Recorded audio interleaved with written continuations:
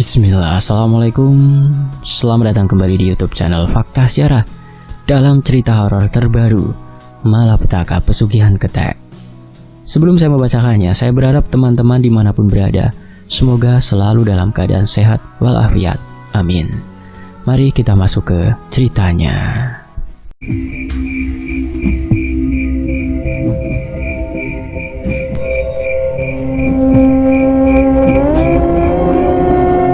Jadi begini Pak Sastro, saya datang dengan niat baik.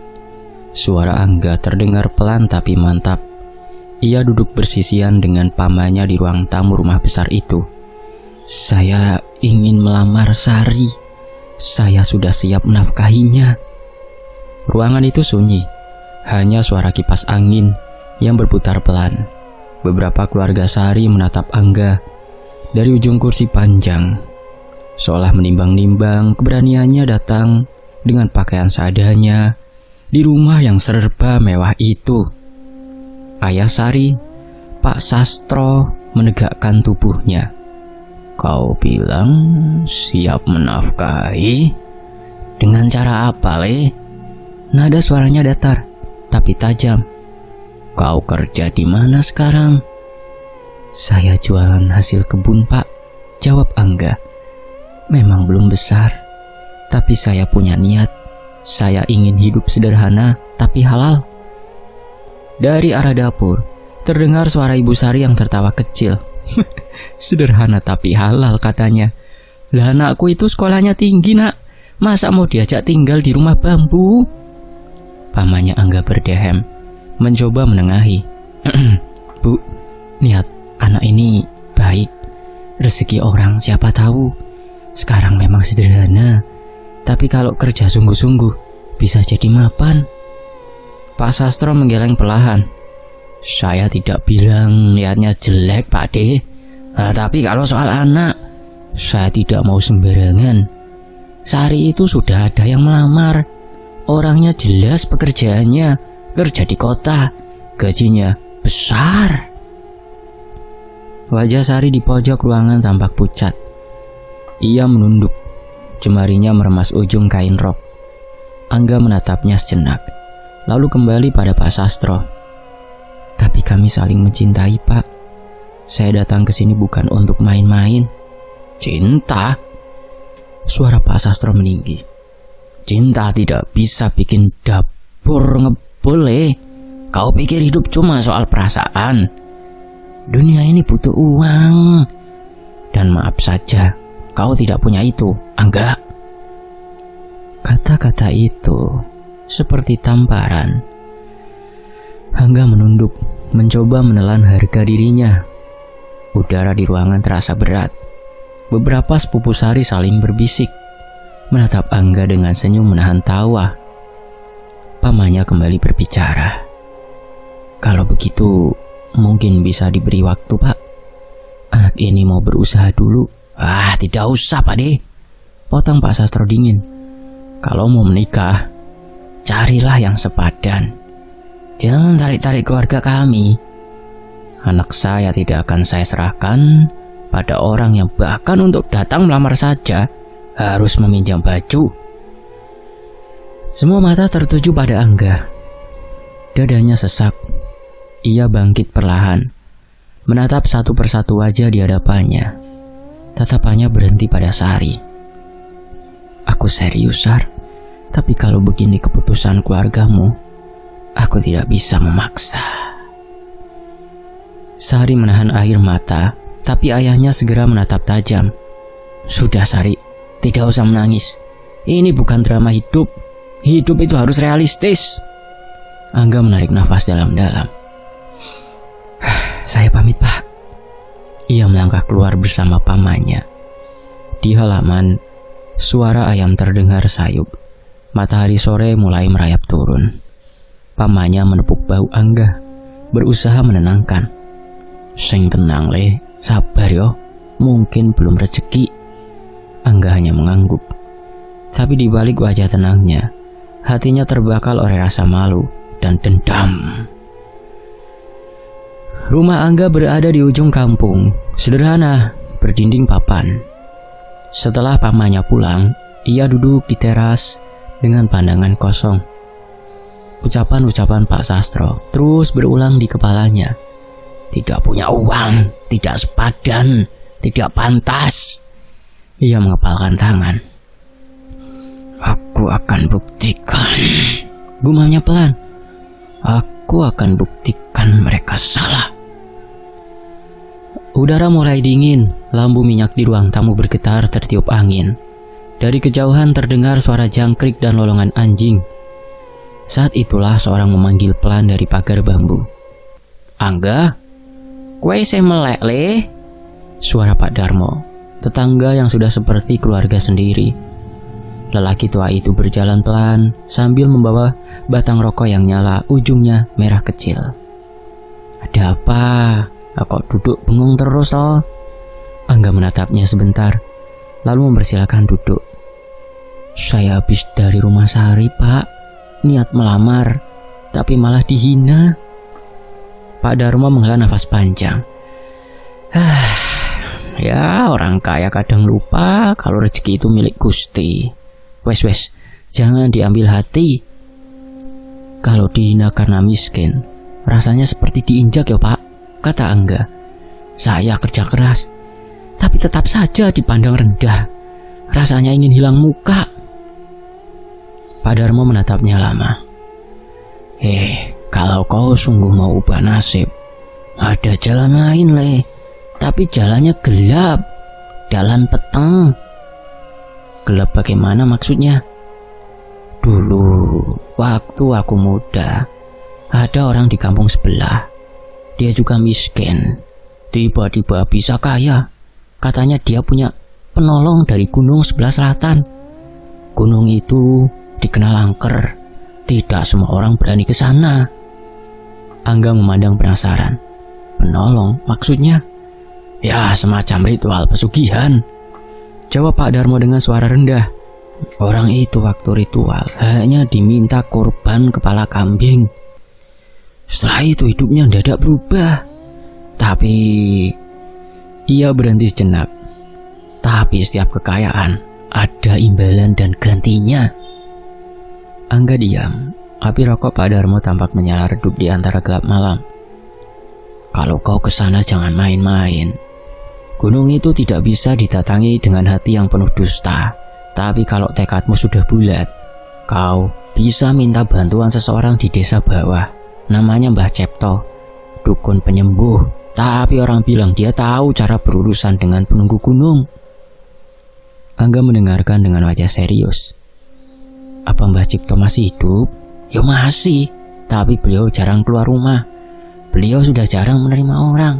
Kalaupun mau, kau harus datang sendiri tanpa memberitahu siapapun. Mereka terdiam lama. Hanya suara malam yang terasa menekan. Angga menatap ke arah gunung yang tampak samar di kejauhan. Hitam menelan langit. Kalau saya lakukan itu, Pak, apa saya bisa kaya, Pak? Pak Darmo memadamkan rokoknya. Bisa, tapi ingat, Le. Setiap perjanjian ada bayarannya. Jangan sampai kau minta sesuatu yang nanti malah menjeratmu sendiri. Menjelang tengah malam, Angga belum juga tidur. Ia duduk di ranjang, menatap atap rumah yang gelap. Di kepalanya, kata-kata Pak Sastro dan Pak Darmo berputar seperti lingkaran yang tak berhenti.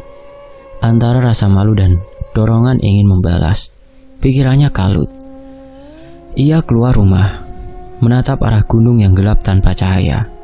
Angin dingin menerpa wajahnya. Di kejauhan, kabut tipis bergulung di antara pepohonan. Kalau dunia tidak adil, katanya pelan, biar aku yang menciptakan keadilanku sendiri. Ia melangkah ke dapur, mengambil karung kecil dan memasukkan beberapa barang, pisau, kain putih, dan botol air. Lalu ia menuju kandang, mengelus kepala kambing jantan miliknya. Matanya sayu, tapi bibirnya bergetar. Sepurane yo, aku butuh bantuanmu. Kambing itu meringkik pelan. Angga menyiapkan tali dan memotongnya dengan satu gerakan cepat. Darah menetes ke tanah, mengalir ke dalam wadah yang sudah ia siapkan. Ia menatapnya sebentar, lalu menutup karung itu rapat. Langit tertutup awan gelap saat Angga memulai perjalanannya. Ia berjalan pelan melewati jalan setapak yang menanjak, hanya berbekal lampu minyak kecil. Di kiri kanan, pepohonan bergerak pelan tertiup angin. Sesekali terdengar suara burung malam yang entah dari mana datangnya. Setiap langkah terasa berat. Di benaknya terbayang wajah Sari yang menangis di ruang tamu tadi sore. Antara cinta dan dendam, hatinya tercabik. Tapi kata-kata Pak Sastro yang menghina membuat tekadnya tak bisa mundur. Ketika ia sampai di batas kebun kopi terakhir, udara terasa berubah. Angin seolah membawa aroma anyir dari tanah hutan. Ia berhenti sejenak, menatap jalur sempit di depannya yang menuju kaki gunung. Di sanalah orang-orang percaya ada tempat persembunyian makhluk penjaga harta. Tidak ada yang berani lewat sana kecuali untuk urusan tertentu. Langkah Angga pelan tapi mantap. Lampu minyaknya bergoyang di terpa angin. Setiap kali daun bergerak, ia merasa seperti ada mata yang mengawasi. Suara ranting patah terdengar dari arah gelap, tapi ia terus berjalan. Semakin jauh ia menapaki jalan itu, suara-suara alam seolah senyap. Tak ada jangkrik, tak ada desir angin. Hanya bunyi langkah kakinya di tanah yang terasa berat. Ia berhenti di depan batu besar setinggi dada. Bentuknya bulat tidak beraturan. Batu itu dikelilingi semak dan di atasnya tumbuh lumut tebal. Ia tahu inilah tempat yang dimaksud Pak Darmo.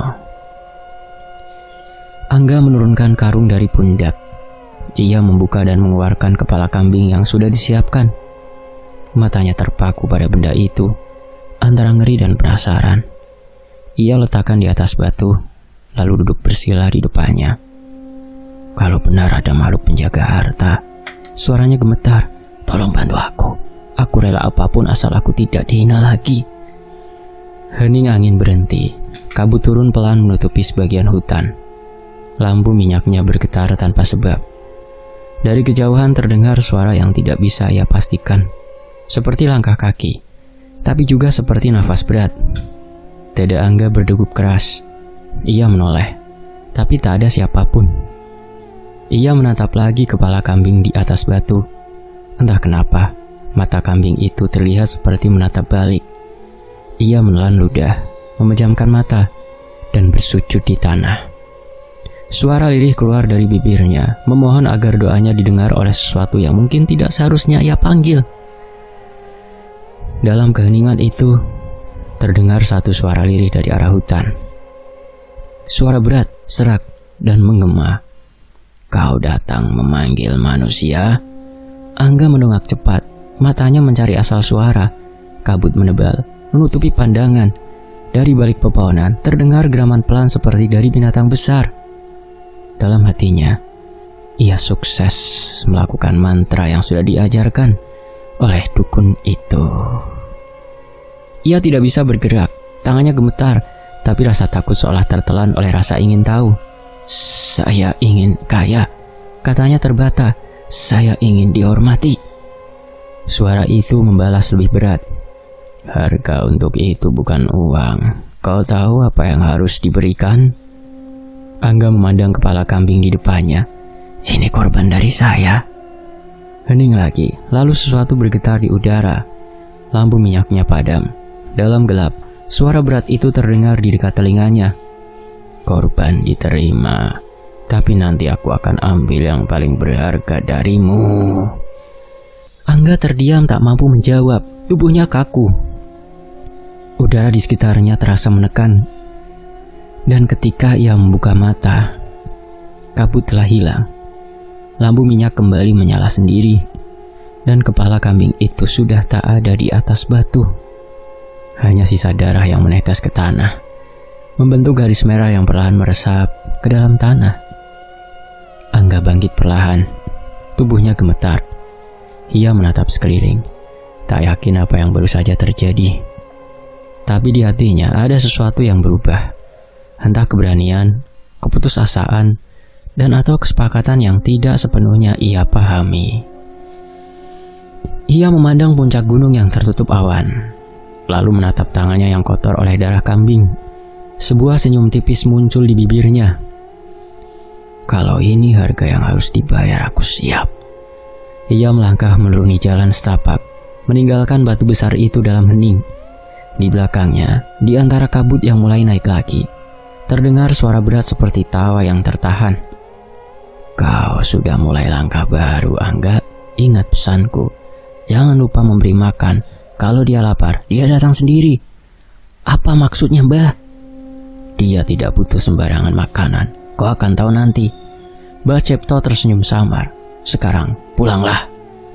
Angga pamit dengan tubuh masih lemas. Ia berjalan turun menuju desa. Di jalan, angin terasa berputar aneh, seperti mengikuti langkahnya. Sesekali terdengar suara ranting patah di belakang. Tapi ketika ia menoleh, tak ada siapapun. Pagi datang dengan kabut tipis di kebun kopi. Seorang warga berlari dari arah rumah Mbah Cipto sambil berteriak, "Cepat ke atas, Mbah Cipto meninggal!" Orang-orang berkumpul di depan rumah kecil itu. Tubuh Mbah Cipto ditemukan duduk di kursinya. Matanya terbuka lebar.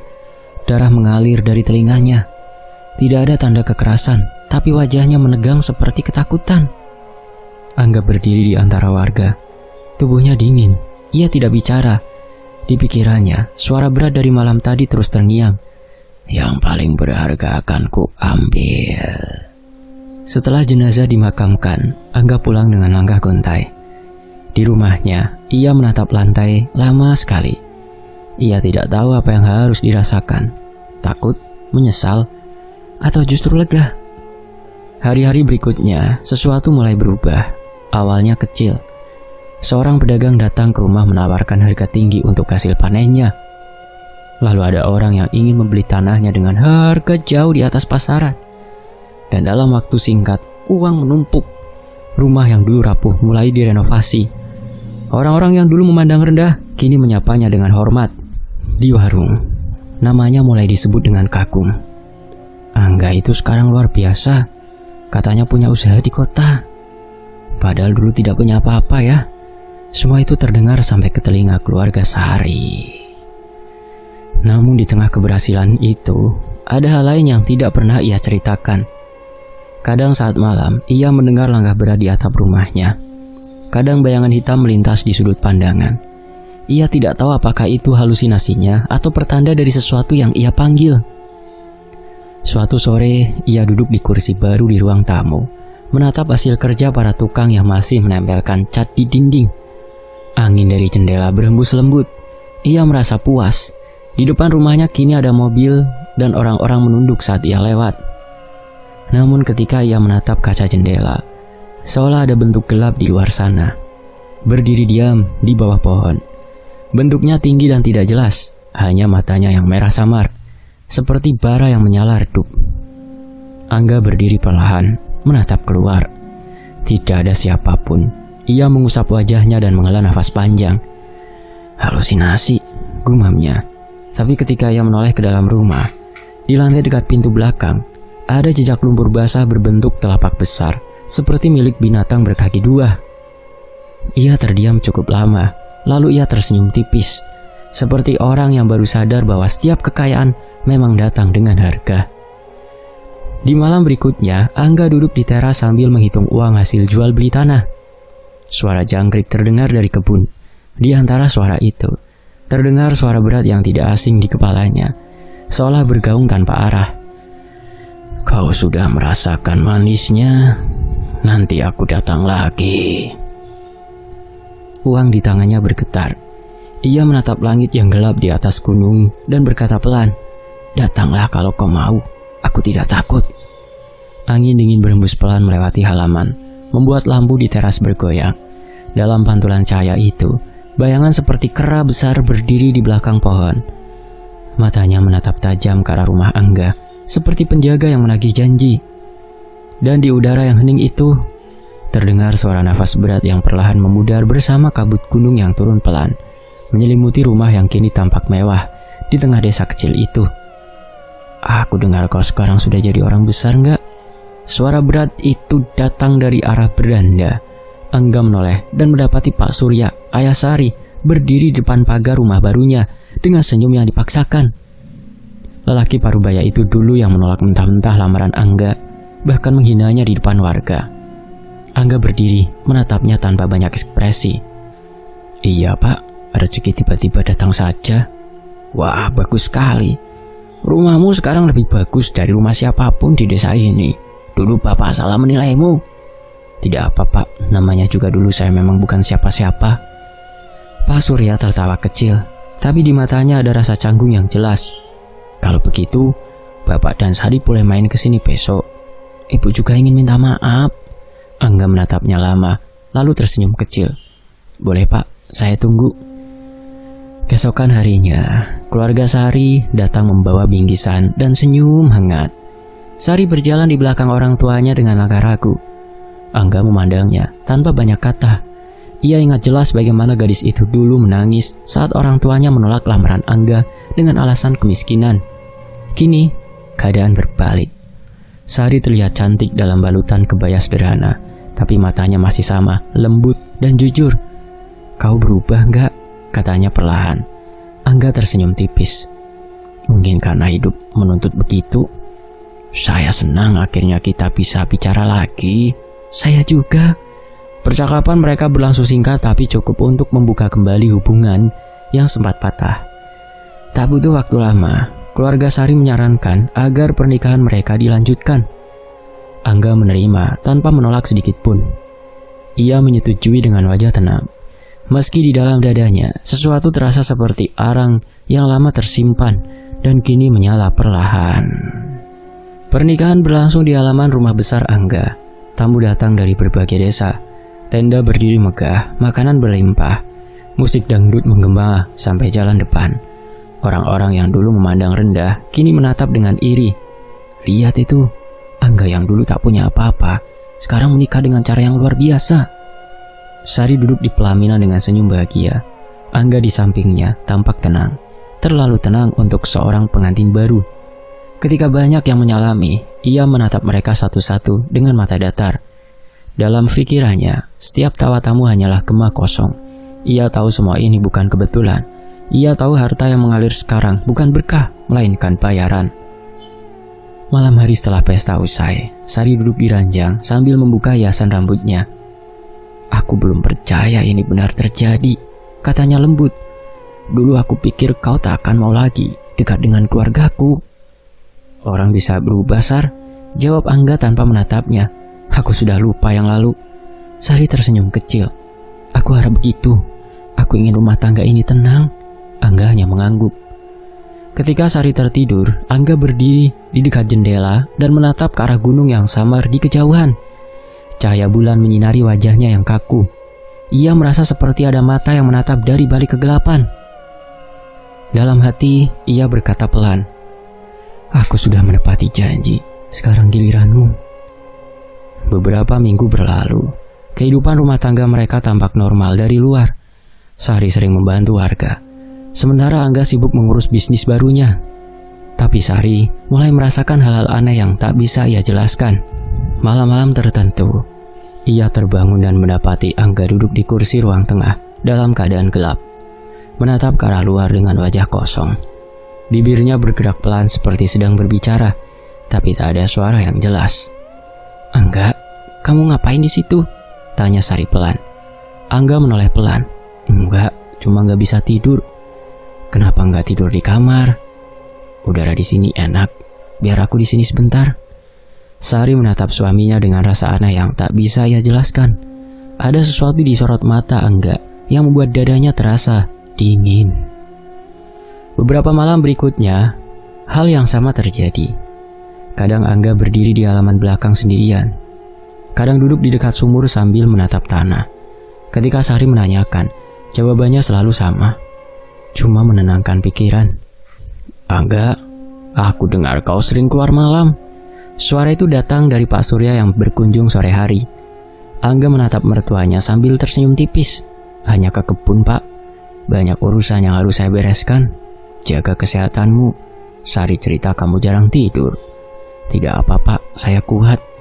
Pak Surya mengangguk, lalu berpamitan pulang.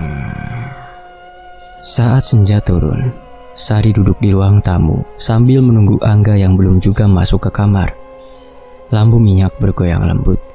Udara terasa dingin. Ia mendengar langkah kaki dari arah belakang rumah. Perlahan ia berdiri dan mengikuti arah suara itu. Di halaman belakang, di bawah pohon besar, Angga berjongkok. Di tangannya ada sesuatu yang dibungkus kain hitam. Sari menahan nafas, lalu bersembunyi di balik tembok pendek. Suara Angga terdengar lirih. "Ambillah, asal jangan ganggu aku lagi." Ia meletakkan bungkusan itu di depan patung batu kecil berbentuk kera. Patung itu tidak tinggi, mungkin setengah lutut, tapi bentuknya kasar dan menyeramkan, seperti diukir dari batu gunung.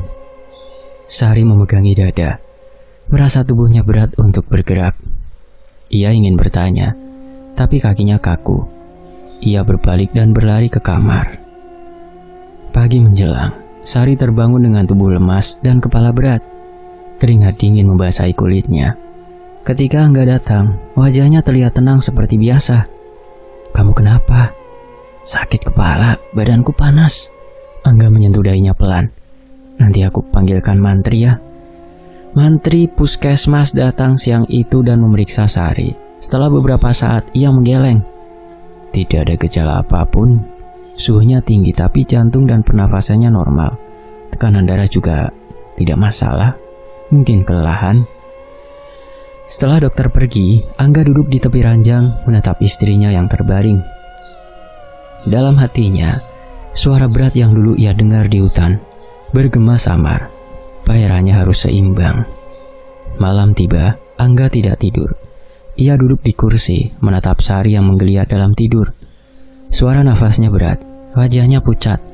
Lampu di kamar redup. Ketika jam menunjuk tengah malam, tubuh Sari menegang. Ia menjerit keras. "Angga, tolong!" Tubuhnya kejang hebat. Tangannya mencengkram sprei hingga robek. Mata terbuka lebar, tapi pandangannya kosong. Angga berdiri tanpa bergerak. Ia hanya menatapnya, tidak menolong, tidak memanggil siapapun. Seolah tubuhnya membeku bersama udara di sekitarnya. Jeritan Sari berubah menjadi rintihan, lalu senyap. Nafasnya berhenti perlahan. Angga menatap wajah itu lama, lalu menutup matanya dengan lembut. Sudah selesai. Pagi hari, kabar kematian Sari menyebar cepat. Warga berdatangan, membawa bunga dan ucapan bela sungkawa. Mantri puskesmas kembali datang, tapi tidak bisa menjelaskan sebab kematian. Tidak ada tanda penyakit. Jantungnya berhenti mendadak. Pak Surya menangis di halaman, sementara Angga berdiri di samping dengan wajah datar. Saat jenazah diturunkan ke liang, Angga tidak meneteskan air mata. Justru ada lengkung halus di bibirnya, nyaris seperti senyum kecil. Setelah pemakaman selesai, orang-orang pulang satu persatu. Hanya suara angin yang tertinggal di antara batu nisan. Angga berdiri sebentar, lalu menatap langit gunung di kejauhan. Di telinganya, suara geraman halus terdengar, seperti ucapan yang hanya dimengerti olehnya. Janji ditepati, hadiah dikembalikan. Hari-hari berikutnya, kekayaan Angga bertambah cepat. Lahan yang dulu tidak produktif tiba-tiba menghasilkan panen besar. Kontrak usaha dari kota datang berturut-turut. Rumahnya semakin besar, pelayannya bertambah. Semua berjalan sempurna. Namun di tengah itu semua, tidurnya tidak pernah tenang. Malam pertama setelah 7 hari pemakaman, ia terbangun karena suara langkah di kamar. Ia menatap sekeliling tapi tidak ada siapapun. Udara terasa berat, dan di sudut ruangan, di kursi tempat Sari dulu biasa duduk, tampak sosok samar. Sari, gaunnya putih lusuh. Rambutnya menutupi sebagian wajah. Ia duduk membungkuk, memegang sesuatu di tangan. Kepala kambing dengan darah menetes dari lehernya. Kenapa kamu diam, Angga? Suaranya lirih tapi jelas. Katamu kau cinta aku. Angga mundur hingga punggungnya menabrak dinding. Pergi, kau bukan dia. Sari menatapnya. Mata hitamnya kosong. Darah dari kepala kambing menetes ke lantai, menimbulkan suara lembut tapi tajam di telinga. Dalam sekejap, sosok itu hilang, meninggalkan udara yang terasa dingin dan basah. Sejak malam itu, suara kera terdengar di setiap sudut rumah. kadang dari dapur, kadang dari atap, kadang seperti tertawa pendek, kadang seperti memanggil. Pelayan yang mendengar kabar aneh mulai satu persatu minta izin berhenti. Rumah besar itu akhirnya hanya diisi Angga seorang diri. Suatu malam, ia duduk di kamar sambil menutup telinga. Suara tawa dari arah atap terdengar lagi, keras dan bergema. Lampu di kamar bergetar, udara seperti berdenyut. "Berhenti!" teriaknya. "Aku sudah memberi, aku sudah bayar semuanya." Tapi suara itu tidak berhenti. Tawa kera yang berat dan panjang memenuhi seluruh ruangan, seperti datang dari segala arah. Dinding seakan bergetar, langit-langit mengeluarkan bunyi retak halus. Angga menutup telinganya lebih kuat. Lututnya menekuk di lantai. Suara di kepalanya terus berulang. "Bayaran belum selesai. Kau bagian dari janji." Ia menjerit sekuat tenaga, tapi hanya tawa itu yang terdengar. Terus berputar di dalam rumah besar, yang kini tidak lagi terasa seperti miliknya. Di luar, bulan tertutup awan tebal. Dari kejauhan, di antara pepohonan dekat lereng gunung, bayangan besar seperti kera berdiri memandangi rumah itu lama, sebelum akhirnya lenyap di balik kabut. Angga semakin terus diteror, mulai dari Sari dan juga pesugihan yang belum diberikan tumbal. Setiap malam dia tak bisa tidur dengan tenang. Matanya cekung, wajahnya pucat, dan saat ini tubuhnya juga semakin kurus. Sementara itu kedua orang tua Sari seakan menyesali sudah menikahkan Sari dengan Angga. Seharusnya mereka tetap saja tak datang ke tempat Angga untuk menyodorkan putri mereka. Hanya demi harta, mereka datang tanpa malu dan meminta Angga untuk menikahi Sari. Namun, sesal hanya tinggal sesal. Saat ini semuanya sudah terlambat dan mereka hanya mampu diam. Percuma, jikapun ingin mengalahkan Angga, mereka tak punya bukti yang sangat kuat. Sementara itu, Angga semakin histeris, seperti orang tak sadarkan diri. Saat ini dia tengah berteriak dengan suara nyaring. "Pergi kalian semua!" Suara Angga menggelegar dari teras rumah besar yang kini tampak seperti istana di tengah kampung. Beberapa lelaki desa menunduk ketakutan, membawa karung berisi hasil panen. Salah satu dari mereka memberanikan diri berkata lirih, "Pak, tolong beri waktu, sawah kami belum panen penuh." Angga menatapnya dingin. Waktu tidak menghasilkan uang. "Kalian pikir aku ini siapa? Pergi sebelum aku suruh orang angkat kalian." Para lelaki itu buru-buru menyingkir. Sejak Sari meninggal 3 bulan lalu, Angga berubah seperti orang lain. Dulu ia dikenal sopan, sekarang ucapannya penuh amarah. Setiap hari rumahnya didatangi orang yang ingin menjual tanah, dan semuanya dibelinya tanpa tawar-menawar. Di pasar, namanya disebut dengan 2 rasa, kagum dan takut. Ia tak lagi menoleh pada keluarga Sari, yang kini hidup menyepi di rumah tua mereka. Rasa puas muncul tiap kali mendengar kabar ayah Sari jatuh sakit karena malu. Namun malam-malam Angga tidak lagi tenang. Kadang terdengar suara geraman kecil dari belakang rumah, seperti kera yang menunggu sesuatu. "Juragan, sampean belum tidur?" Suara pembantunya terdengar ragu dari dapur. Angga menatap dari jendela, wajahnya kaku. "Kamu dengar suara itu?" "Suara apa, Gan?" "Suara kera dari belakang rumah." Pembantu itu terdiam, matanya melirik ke arah kebun pisang yang gelap. "Mungkin cuma suara angin, Den." Angga tidak menjawab. Ia tahu betul itu bukan angin. Suara itu datang tiap malam sejak ia menendang patung batu berbentuk kera seminggu lalu. Awalnya karena marah, angin besar menerbangkan sesajen yang baru ia letakkan, membuat daun pisang berisi nasi, kembang, dan ayam ingkung itu jatuh berserakan. Dalam kesal, ia menendang patung itu sampai retak di bagian pipinya. Saat itu langit seolah langsung gelap lebih cepat. Petir menyambar dan seekor kucing menjerit di teras. Sejak malam itu, suara kera mulai mengikuti. Kadang terdengar di plafon rumah, kadang di belakang lemari. Keesokan paginya, salah satu pembantunya muntah darah di dapur. Tak lama, 2 karyawan yang bekerja di gudang gula juga ditemukan kejang dan tidak sadarkan diri. Orang-orang mulai berbisik bahwa rumah Angga kotor. Angga duduk di ruang tamu, menatap patung kera yang kini sudah disimpan di balik lemari kayu. "Aku sudah kasih apa yang kau mau," gumamnya pelan. Sari sudah kau ambil, sekarang kenapa belum selesai? Pintu diketuk. Terdengar dari pintu suara kenalannya, Karto. Angga, dengar-dengar kamu nyari orang pintar ya? Aku tahu satu di daerah Kalibaru. Bawa ke sini malam ini, kata Angga, terburu-buru. Berapapun bayarannya, aku kasih. Malamnya seorang lelaki tua datang. Tubuhnya kurus, matanya tajam. Ia duduk di ruang tamu tanpa berkata apa-apa selama beberapa menit. Lalu ia menatap Angga lekat-lekat. Kamu pernah datang ke lereng gunung itu kan? Suaranya pelan tapi berat. Angga mengangguk pelan. Dan kamu menendang patung yang dijaga makhluk itu? Angga menelan ludah. Aku tak sengaja. Tidak ada yang tidak sengaja di sana, jawab lelaki tua itu. Sekali kau melanggar, tumbalnya berganti. Dan kalau kau tak segera menebus, dia datang menjemput. Angga menggenggam lututnya. Aku bisa bayar berapapun, mahar apapun akan aku berikan, asal makhluk itu tidak menyeretku. Lelaki tua itu berdiri, wajahnya pucat. Kau pikir mahar uang bisa menggantikan janji pada makhluk seperti itu? Dia tak butuh uang, dia butuh jiwa. Sebelum pergi, lelaki itu hanya berpesan, kalau besok kau masih hidup, jangan keluar rumah. Apapun yang kau dengar, jangan jawab.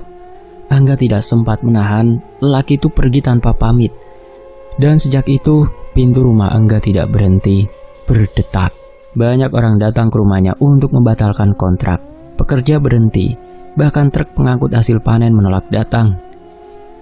Malam itu hujan turun deras. Air mengalir di depan rumah seperti sungai kecil. Listrik padam, membuat seluruh ruangan gelap. Angga duduk di kursi ruang tamu, hanya ditemani lilin kecil. Dari luar, suara ranting beradu menimbulkan bunyi lirih yang membuat bulu kuduk berdiri. Angga. Suara itu datang dari arah kebun. Ia menatap keluar jendela, mencoba menenangkan diri. Bukan suara, bukan apa-apa. Namun panggilan itu terdengar lagi, kali ini lebih dekat. Angga. Suara itu jelas adalah suara Sari. Angga menggenggam kursinya gemetar. Kau sudah mati, bisiknya. Dari arah pintu belakang, terdengar ketukan pelan. Tok, tok, tok. Angga, aku kedinginan. Air matanya mengalir. Tidak mungkin. Ketukan berubah keras. Tok, tok, tok, tok. Ia berlari ke kamar dan menutup pintu. Nafasnya memburu. Dari luar, suara langkah kaki menyeret terdengar perlahan, lalu berhenti tepat di depan kamarnya. Mas, suara itu lembut tapi dingin. Aku belum selesai denganmu. Pintu bergetar lalu hening. Angga memejamkan mata, tubuhnya gemetar hebat. Ia tak tahu berapa lama waktu berlalu hingga suara hujan saja terasa seperti dengung samar. Keesokan harinya, dua warga datang ke rumah Angga untuk mengantarkan surat tanah. Mereka mendapati pintu depan terbuka dan rumah dalam keadaan berantakan. Lilin meleleh di lantai, piring pecah berserakan. Tidak ada siapapun di ruang tamu. Mereka memanggil, tapi tak ada jawaban. Saat hendak pergi, mereka mencium bau busuk dari arah gudang belakang. Salah satu membuka pintu gudang pelan dan jeritan pecah. Di dalam, seekor kera besar duduk di tengah ruangan. Matanya merah menyala. Tangan depannya memegang potongan kain batik yang mereka kenali sebagai milik Angga. Di depannya ada sesajen yang terbakar setengah dan darah segar menetes dari atap kayu. Mereka lari tunggang langgang keluar rumah, menjerit memanggil warga. Saat orang-orang datang dengan lampu dan obor, kera itu sudah menghilang. Tapi di sudut ruangan, terlihat bekas kaki manusia yang menyeret keluar menuju arah gunung. Malam itu hujan belum berhenti. Seorang petani yang lewat di jalan dekat lereng gunung melihat sesuatu menggantung di cabang besar pohon jati. Ia memanggil warga lain, dan saat diterangi lampu, semua orang menutup mulut menahan muntah. Tubuh Angga tergantung dengan wajah menunduk, matanya terbuka lebar, lidahnya menjulur, dan di dadanya tertulis goresan seperti bekas cakar. Tangannya mencengkram tanah basah di bawahnya seolah berusaha bertahan dari tarikan yang tak terlihat. Di bawah pohon ada kepala kambing yang masih hangat dengan darah menetes, padahal tak ada satupun kambing di sekitar tempat itu. Pihak berwajib datang pagi harinya. Mereka menganggap Angga bunuh diri, tapi warga tak percaya. Tidak ada tali yang cukup kuat untuk menahan tubuh seberat itu di dahan yang tinggi, apalagi wajah Angga tampak seperti diseret dari bawah. bukan dipanjat dari atas. Setelah jenazahnya dimakamkan, rumah besar Angga dibiarkan kosong terbengkalai. Tak ada yang berani lewat depan pagar setelah matahari tenggelam. Kadang terdengar suara seperti tawa berat di atapnya, dan di teras terlihat bayangan hitam melompat-lompat sebelum lenyap ke arah gunung. Beberapa orang yang berani mendekat mengaku mencium bau amis dan mendengar suara langkah yang berat di dalam rumah. Padahal pintunya sudah digembok. 3 minggu setelah kematian Angga, keluarga Sari pindah dari desa. Mereka tak kuat mendengar cerita-cerita tentang suara kera yang memanggil nama Angga di malam hari. Namun ada satu hal yang tetap jadi bahan pembicaraan warga. Setiap malam Jumat Kliwon, dari arah lereng gunung terdengar suara tawa panjang yang menggema hingga kampung bawah. Suaranya serak dan berat, diikuti bunyi ranting patah dan hembusan angin dingin. Beberapa warga bersumpah pernah melihat bayangan pria berjalan pelan di jalan setapak gunung. Tangannya membawa nampan daun pisang berisi sesajen, dan di sampingnya melompat seekor kera hitam besar. Mereka yakin itu Angga yang selamanya menebus janji pada makhluk yang dulu memberinya kekayaan. Dan sejak malam itu, tak ada lagi yang berani mencari pesugihan di kaki gunung itu.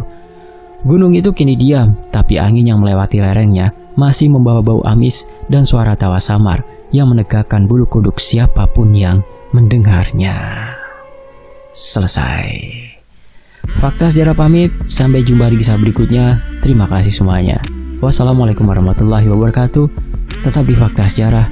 Alhamdulillah.